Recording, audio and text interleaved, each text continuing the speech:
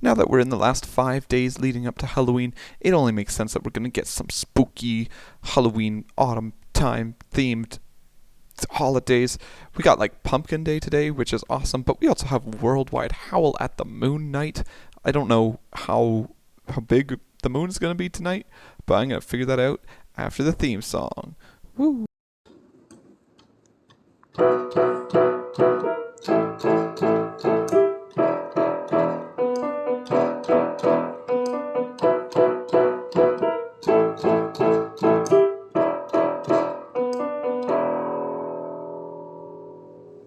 Huh. Yeah, so that's weird.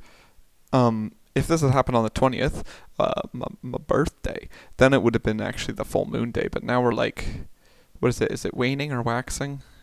Whichever, whichever one that is. I don't actually remember when it's starting to become not full anymore. But yeah, so I don't know why this is World Howl at the Moon Night, but maybe we will figure out.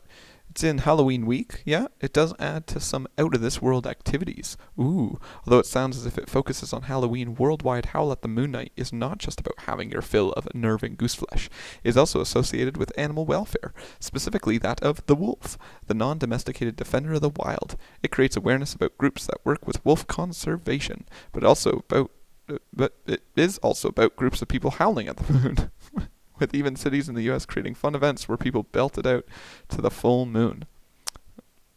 Okay, it's reminding me of a scene in 30 Rock. Who is it that Tina Fey's character is meeting? It's Neil Armstrong or somebody, probably one of the other ones then, maybe. I don't know. No, maybe it is him. One of the people that walked on the moon. Because there were a couple of them.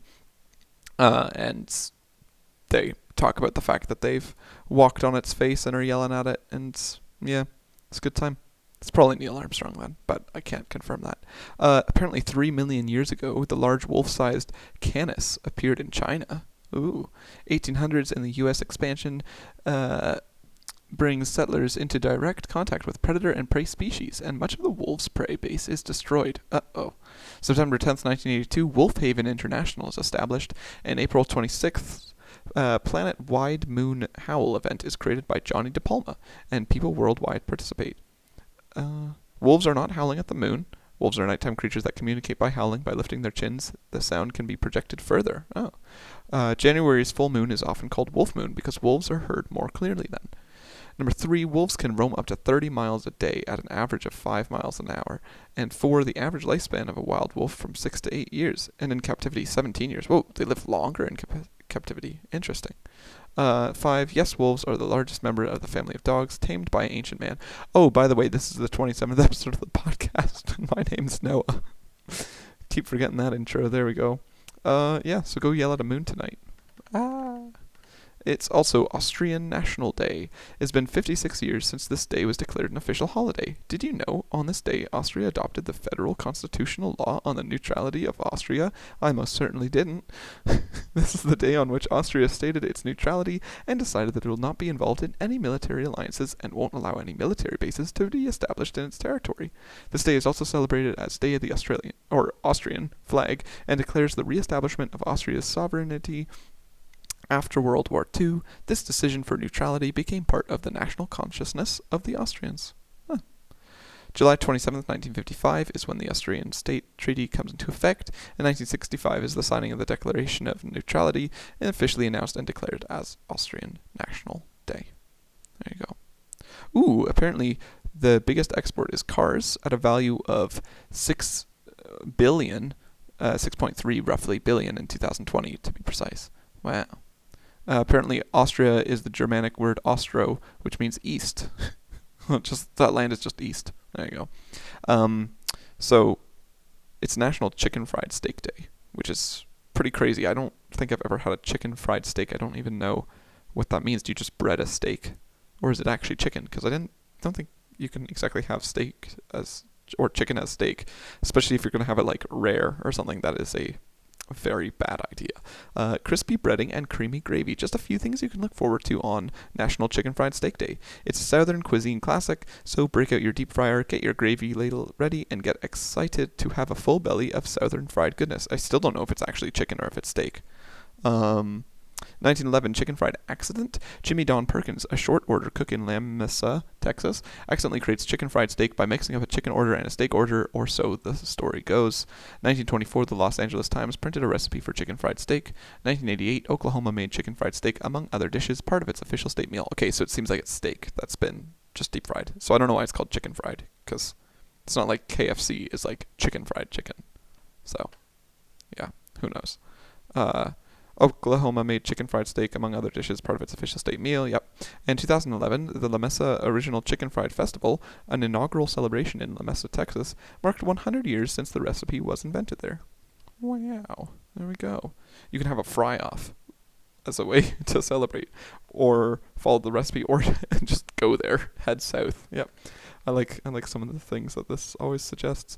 National Day of the Deployed is our day to say thank you to all military serving outside the U.S. and to their families who keep things running at home in their absence. It's hard to imagine a more challenging military assignment than one taking our servicemen and women to countries all over the world, far away from home. Unless you know someone currently serving outside the U.S., the sacrifices they make throughout deployment are difficult to comprehend. Read on for some simple ways to recognize, support, and encourage our amazing U.S. troops. And read on I will. Let's see what we got. You can send a care package, help the families of our deployed military, display a yellow ribbon. Yellow ribbons are a sign you are remembering someone serving far away from home and looking forward to their safe return. Tie one around a tree or mailbox, or display it on your front porch. Interesting. There you go. Oh, another food one involving meat even, National Mincemeat Day. The original mincemeat recipe is more than 500 years old, and it used a mixture of diced fruit, meat, and distilled alcohol. Woo.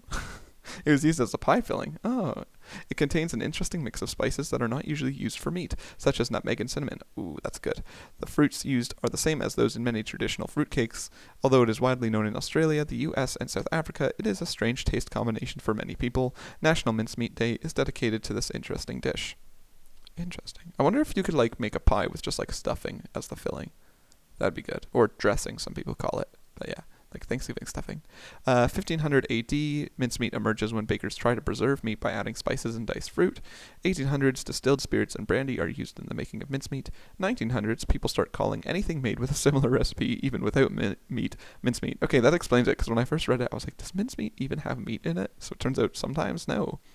So that's probably why I thought that. And in the 2000s, National Mincemeat Day is created to give credit to the dish popular in many countries. 5 interesting facts that will blow your mind. Oh my goodness, it has to be stirred clockwise. It was believed that stirring the mince piece anti-clockwise would bring bad luck. Amazing. It was believed that if each member of the family took turns to stir the mince pies, it would bring joy and happiness to their home. It was believed that eating mince pies every day for the 12 days of Christmas would bring good health. Jeez. Probably not. It is said that the spices used in mince pies, such as cloves and cinnamon, were among the gifts presented to baby Jesus by the wise men. Okay. Don't remember that one in the Bible. Number 5, the earliest known mince pies were oval, symbolic of the shape of baby Jesus' crib. Okay, see, that seems more than related. Cloves and cinnamon. No, it was frankincense and myrrh. You putting that in your mince pie? Probably not. National Pumpkin Day. Here we go. I mentioned this in the intro. Pumpkins are so much more than just a fun holiday accessory. Not only are they one of the best known sources of beta-carotene, second to the alpha-carotene, but pumpkins are loaded with fiber, potassium, and vitamin C. Try some on National Pumpkin Day. And of course, have a little fun carving them. Ah yes. Scoop their innards out and then eat them all. Yeah, sorry. 1900, a published article on celebrating Thanksgiving recommends a lit jack-o'-lantern as part of the festivities. The writer also encourages kids and families to join together to make their own jack-o'-lanterns. The U.S. did not fully embrace Halloween until the 1920s. Interesting. Starbucks exec Peter Dukes, who arrived at the company with a BA in economics and an MBA from Stanford, comes up with a new idea for a fall espresso flavor. As it happens, Duke and his former Cardinal basketball teammates used to alternate sips of espresso with bites of pumpkin pie. Do you see where we're going here? Starbucks has now sold more than 350 million pumpkin spice lattes in 50 countries. I'm gonna say it's way more than 350 million pumpkin spice lattes. That seems like a very, very small amount. Judging by how many people would be buying those like daily. 2009, heavy rain in Illinois devastates the pumpkin crop just 1 year after a relatively weak 2008 crop. The combination results in a shortage affecting the entire country during the Thanksgiving holiday season. Oh no.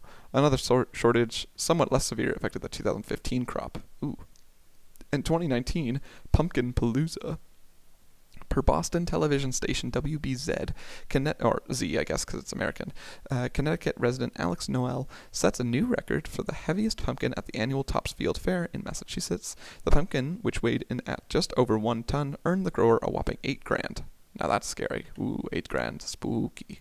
Okay, now we're going to go on to some birthdays today.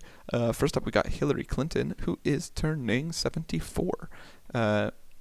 She's a former United States Secretary of State, and she's got a ton of books. She's got State of Terror, which she wrote this year.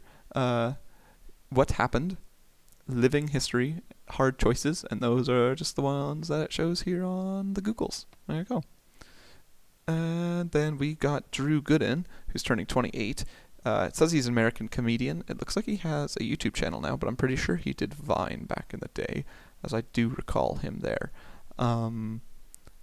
Yeah, and let's see here, what does he do? What can I get some information on? He had a video 6 days ago called Instagram Boomers. Was Lost even a good show from 3 weeks ago? Answer, yes. There's just some mishaps in the writer's room because of all the directing stuff that was going on from not the directors, sorry, who was it? Like the actual people, the channel, I guess. They just wanted more and more Lost, but the directors and writers were like, no, we don't. And then there's one called The D'Amelio Show. Confuses me. I don't even know what D'Amelio is, but so I guess it would confuse me too. Then we have Seth Macfarlane, who's turning, I want to say 49. I think I've gotten these birthdays mixed up, or like ages. I think, is Hillary Clinton actually turning 75 this year? Let me do a quick check, because I think I was one less than all the years. Yeah, she's turning 75. So, 75 this year, and then that means Drew was 29 and Seth is 49. Let's see. What does he do? He is an American actor. Can I see some movies and shows? Family Guy, Ted, American Dad, Orville. Okay. Yeah. Then we got Ranger Ortiz, who I guess would be then turning 4, because I apparently got the birthdays wrong. It's just some child. What? Ranger Ortiz. Okay, who are you a family member of? Famous as the 4th-born child featured on the hugely popular Familia Diamond YouTube channel. His family's YouTube channel has more than 1.2 billion views for their family vlogging, documenting their everyday life. Okay, just gotta get all the money out of your children. That's the way to do it. Moving aside from my opinions, we got CM Punk. He's turning 44, American professional wrestler. Oh, he was in some movies and TV shows too. We got Girl on the Third Floor, Heels, CM Punk, Best in the World, and WWE SummerSlam 2002. Whoa. Which, it looks like the picture for that is The Rock. I can't really tell. It's very orange. But I'm going to say it's The Rock. That's CM Punk. We then also have Keith Urban, who's turning, I guess, 55. However, he just looks like another, like, Kurt Cobain / Billy Ray Cyrus. Like, he just looks like he could get mixed up in those. Who else does he look like? Nah, we're just going to stick with the two of them. I feel like I do know who Keith Urban is. What band is he part of? Oh my gosh, I should know this. Come on. Something on here tell me. Oh no, he just does his own songs? I thought he was a part of a group. Oh well. He has songs like Blue Ain't Your Color, Somebody Like You, and One Too Many. And yeah, that's that. Alright, moving on to some Wikipedia facts for today. We got 1185, the uprising of Asen and Peter begins on the feast day of Saint Demetrius of Thessalonica and ends with the creation of the Second Bulgarian Empire. 1890, Maleko Viaduct. That's the person? His last name is Viaduct? Cool. In Chile, at the time, the highest railroad bridge in the world. Okay, no, it's it's the Maleko Viaduct. Is inaugurated by President Jose Manuel Balmaceda. In 2000, a wave of protests forces Robert Gué, G-U-E with an accent and I with an umlaut, to step down as president after the Ivorian presidential election. Ivorian? Huh. And for our special birth of the day, we got 1564, Hans Leo Hasler, German organist and composer who passed away in 1612. Yes, he was a German composer and organist of the late Renaissance and early Baroque eras, elder brother of composer Jacob Hasler. Of course, duh. And he was born in Nuremberg and passed away in Frankfurt, Maine. And there we go. That's our day. All right, so as always, stay safe, stay howling at that moon, whatever shape it's in, waning, waxing, full, not even visible, out during the day, just go yell at that thing. And you'll be hearing back from me tomorrow. Bye.